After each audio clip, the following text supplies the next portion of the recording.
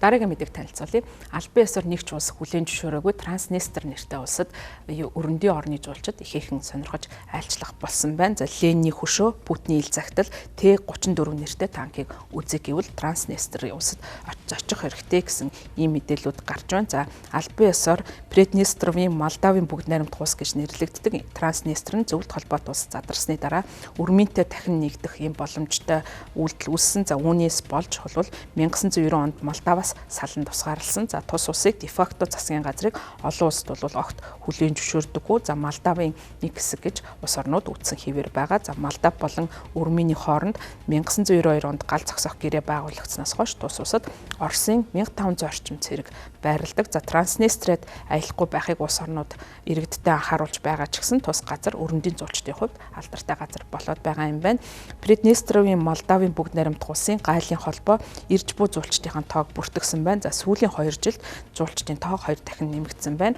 Тодорхой баримт мэдээлэл өгөөгүй ч гэсэн 2020 онд нийтлэгдсэн тайланд жил бүр Молдавын нэг өдрийн айлчлалын хүрээнд нийтдээ 20,000 орчим жуулчин тус бус нутагт зочдог гэсэн тооцоо гаргасан байна. За Транснистригийн хувьд анхны айлчлагчдад зориулсан гарын авлагаа гаргасан байна. За энэхүү гарын авлагыг Орос англи хэл дээр гаргасан. За мөн гарын авлагатай холбоотой санамж бичигт татврын хөнгөлөлт хориотой бараа гадаадын иргэд тээврийн хэрэгслээ тус усад хэрхэн авчрах талаар зааварчилгааг багтааж оруулсан байна. За саяхан Транснистртэй холбоотой юр бусын аялал жуулчлалуудын талаарх видео бичлэгүүд TikTok дээр мөн тархсан юм байна. За үүнийг бол Транснистри хаштаг нэртэйгээр олон хүмүүс хоорондоо хуваалцаж байгаа. За өөрийгөө улс гэж тунхагсан тус усад зорчиж байгаа хүмүүс дотор бол уран бүтээлчд байгаа юм байна. За тэдний хувьд зөвлөлтийн үеийн архитектур, өвөрмөц түүхийг бол энэ газраас харах боломжтой гэж үзсэн. За өөрөөр хэлбэл хаанч байхгүй газрыг дэлхий дээр харах боломжтой аяллыг энэ бус нутагт аялснаар бол харах боломжтой. За өнгөрсөн жил бол Молдав улсад нийтдээ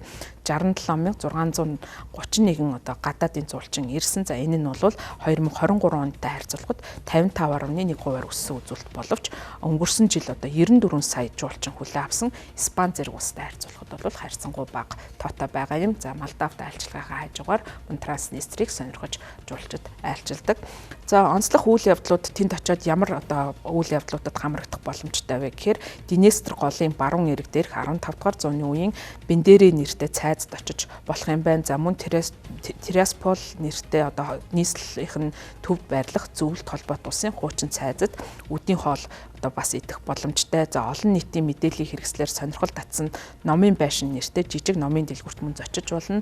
За энэхүү дэлгүүрт Владимир Путиний зурагтай бэлэг дурсгалын зөвлөл зурагт хуудаснаас эхлээд хөрөгчний соронзон наалт хүртэл байдгаараа онцлогтой ийм дэлгүүр юм байна. За Украинд болж байгаа цэргийн үйл ажиллагаатай холбоотой Приднестровтай хилтэй ойрхон байдаг учраас за мөн цахилгаан тасрах эрсдэлтэй учраас Их Британий гадаад хэргийн яам энэ бүс нутаг руу иргэдэд зорчихгүй байхыг бол иргэдтэй уриалж байгаа. За гэсэн ч бол Их Британаас зорчиж байгаа зуулчдын тоо тасрахгүй байна.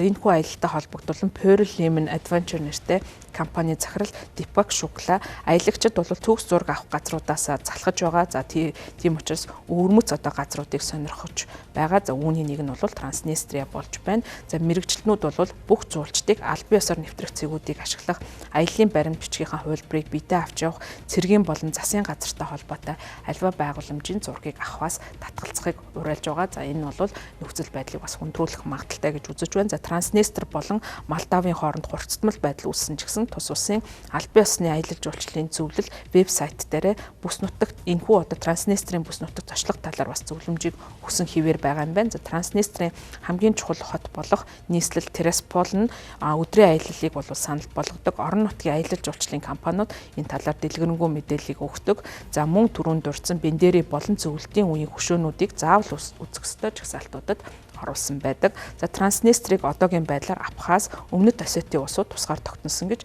одоогийн байдлаар хүлээн зөвшөөрдөг. За өөрөө энэхүү Абхаз болон Өмнөд Осетинд хоёулаа Нүбийн гишүүн бус хязгаарлагдмал хэмжээгээр зарим улсаар хүлээн зөвшөөрүүлэгдсэн улс юм байна. За Транснистр нь бол мөн Нүбийн гишүүн биш улс юм байна. За одоогийн байдлаар бол бараг ямар ч улс хүлээн зөвшөөрөөгүй энэ улсыг сонирхон аялал жуулчлалын тоо нэмэгдэж байна. Баярлалаа та бүхэнд гадаад мэдээ танилцууллаа.